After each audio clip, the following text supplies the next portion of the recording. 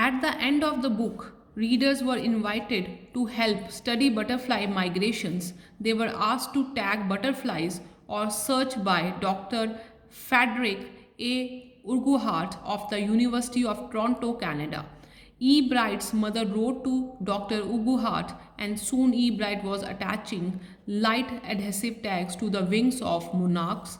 Anyone who found a tagged butterfly was asked to send the tag to doctor यूहार्ट. तो जैसे ही book ख़त्म हुई तो उसमें एक रीडर्स के लिए एक एक्सपेरिमेंट परफॉर्म करने का इनविटेशन था कि जैसे ही वो बटरफ्लाइज उनको मिले, मोनार्क बटरफ्लाइज मिले, तो उसके जो विंग्स हैं उस पर एक छोटा सा टैग लगा देंगे ताकि हमें पता चल सके कि जो बटरफ्लाइज हैं वो माइग्रेट होकर कहाँ तक जाती हैं. क्योंकि ये माना जाता था ना कि जो बटरफ्लाइज हैं वो सेंट्रल अमेरिका तक माइग्रेट होती हैं, वहाँ तक पहुँचती हैं.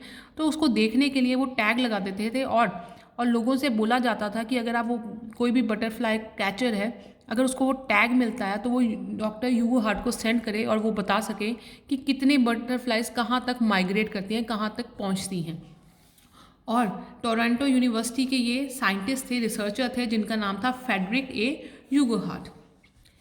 The butterfly collecting season around reading lasts 6 weeks in late summer. तो जो बटरफ्लाई कलेक्टिंग सीज़न था, जब बटरफ्लाई बहुत ज़्यादा ग्रो करती थी, वो रीडिंग उस शहर में सिर्फ 6 वीक्स के लिए रहता था और वो भी लेट समर में. If you are going to chase them one by one you won't catch very many.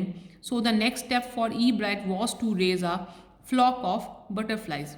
He would catch a female monarch, take her eggs and raise them in his basement through their life cycle from egg to caterpillar to pupa to adult butterfly. Then he would tag the butterfly's wings and let them go. So for several years his basement was home to thousands of monarchs in different stages of development. तो ई bright ने कहा कि वहाँ पे अगर हम butterfly को एक एक करके चेस करने की कोशिश करें तो ये इम्पॉसिबल है उन सबको पकड़ना, उन स्पीशीज़ को इकट्ठे करना. मगर ई ब्राइट ने क्या किया, एक फीमेल मोनार्क को लिया और उसके एग्स लिए और अपनी बेसमेंट, जो घर की बेसमेंट थी, उसमें उनके लिए एक रेजिंग प्लॉट बनाया ताकि क्या है, वहाँ से जो बटरफ्लाई है उसका लाइफ साइकिल स्टार्ट हो सके. आपको पता है जो बटरफ्लाई हैं पहले वो एग होते हैं, एग कन्वर्ट होता है कैटरपिलर में, कैटरपिलर प्यूपा में जाता है, उसके बाद एडल्ट बटरफ्लाई क्रिएट होता है. और एडल्ट बटरफ्लाई जैसे ही क्रिएट होता है तो उसके विंग्स को टैग कर दिया जाता है और उसको जाने दिया जाता है. और कितने सालों तक वो बेसमेंट जो बर्ड्स, जो मोनार्क्स हैं, बटरफ्लाइज हैं, उनका डेवलपिंग स्टेज के लिए काम किया गया, उनको रेज करने के लिए यूज़ की गई.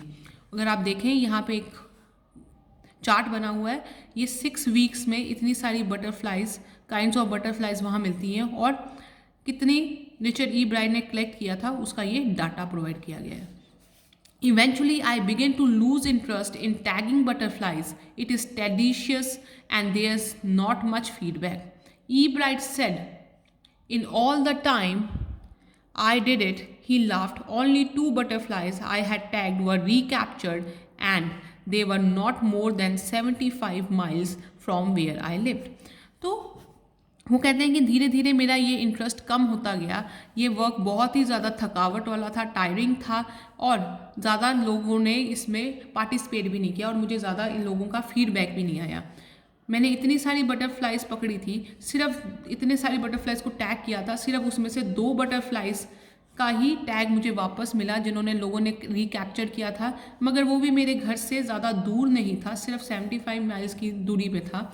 तो मैं ये एक्सपेरिमेंट पता नहीं कर सका कि जो बटरफ्लाइज हैं, जो मोनार्क्स हैं, वो कहाँ तक माइग्रेट करती हैं, कितनी दूर तक माइग्रेट करती हैं. तो ये एक फेल्ड एक्सपेरिमेंट हुआ, मगर मेरा इंटरेस्ट इस चीज़ से फिनिश होता जा रहा था. So these questions you have need to find out from your on the basis of your reading. We will catch you in the next session. Till then, take care. Goodbye.